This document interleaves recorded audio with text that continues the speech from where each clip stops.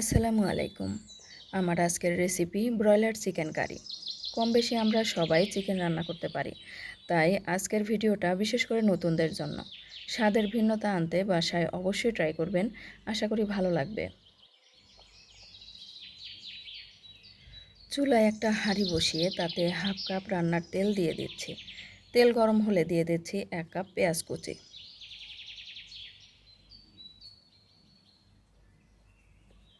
পেঁয়াজটাকে বেরেস্তা হওয়ার আগ পর্যন্ত ভেজে নেব।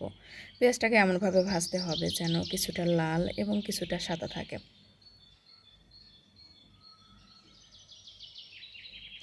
দেখতে পাচ্ছেন আমি কিন্তু পুরোপুরি ভেজে লাল করে ফেলিনি। আজকের রান্নাতে আমি ফ্রেশ বাটা মশলা ইউজ করব।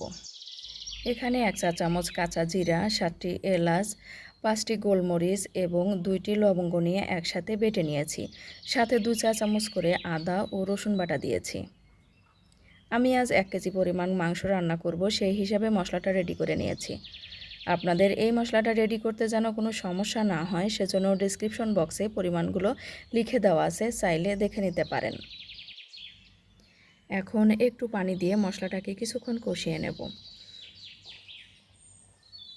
তারপর এতে 1 চা চামচ হলুদ গুঁড়ো, 1 চা চামচ ধনিয়া গুঁড়ো, 2 চা চামচ শুকনো মরিচের গুঁড়ো এবং স্বাদমতো লবণ দিয়ে সব কিছুকে মিশিয়ে ভালো করে কষিয়ে নেব। এর বাইরে আমি আর কোনো মশলা ইউজ করব না।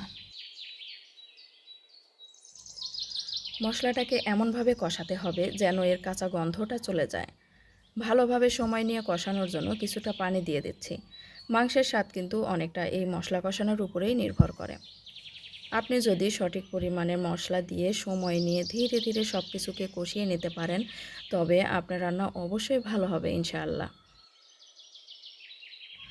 মশলা যখন এরকম ভাজা ভাজা হয়ে আসবে, তখন আগে থেকে ধুয়ে পরিষ্কার করে পানি ঝরিয়ে রাখা মুরগির মাংস দিয়ে দিচ্ছি। ধোয়ার ক্ষেত্রে আমি একটা টিপস সবসময়ই ফলো করে থাকি, আর সেটা হলো মাংস ভালোভাবে ধোয়ার পর কিছুটা লবণ মাখিয়ে রেখে দিই। 10 মিনিট পর আবারও খুব ভালো করে ধুয়ে পানি ঝরিয়ে নিই। এতে করে ব্রয়লার মুরগির যে একটা বাজে গন্ধ থাকে সেটা আর থাকে না। এবার মাংসের সাথে মশলাটাকে ভালো করে মিশিয়ে ঢেকে রান্না করব 10 মিনিট। মাঝে মাঝে ঢাকনা খুলে নেড়ে দিতে হবে, খেয়াল রাখতে হবে নিচে যেন পোড়া লেগে না যায়।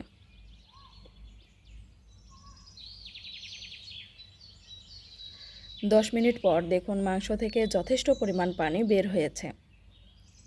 এই পানিতেই আমি মাংসটাকে পুরোপুরি সিদ্ধ করে নেব।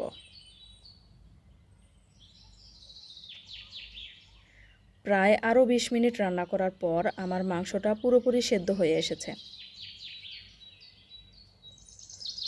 যখন দেখবেন সব কিছু ভাজা ভাজা হয়ে তেল বেরিয়ে এসেছে, ওই পর্যায়ে গ্রেভির জন্য কিছুটা পানি দিয়ে দেবেন। আমি এখানে 1.5 কাপ পরিমাণ পানি দিয়ে দিচ্ছি। আপনি কতটা ঝোল চান তার উপর নির্ভর করে পানি কম বেশি দিতে পারেন।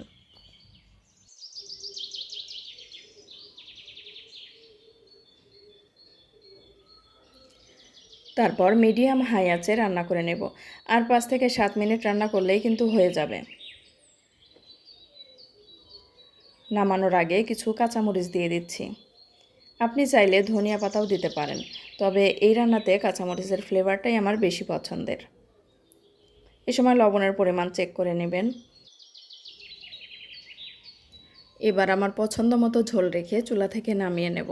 আশা করছি আজকের রেসিপি আপনাদের ভালো লেগেছে। বাসায় ট্রাই করবেন, আর কেমন হলো সেটা আমাকে জানাতে ভুলবেন না।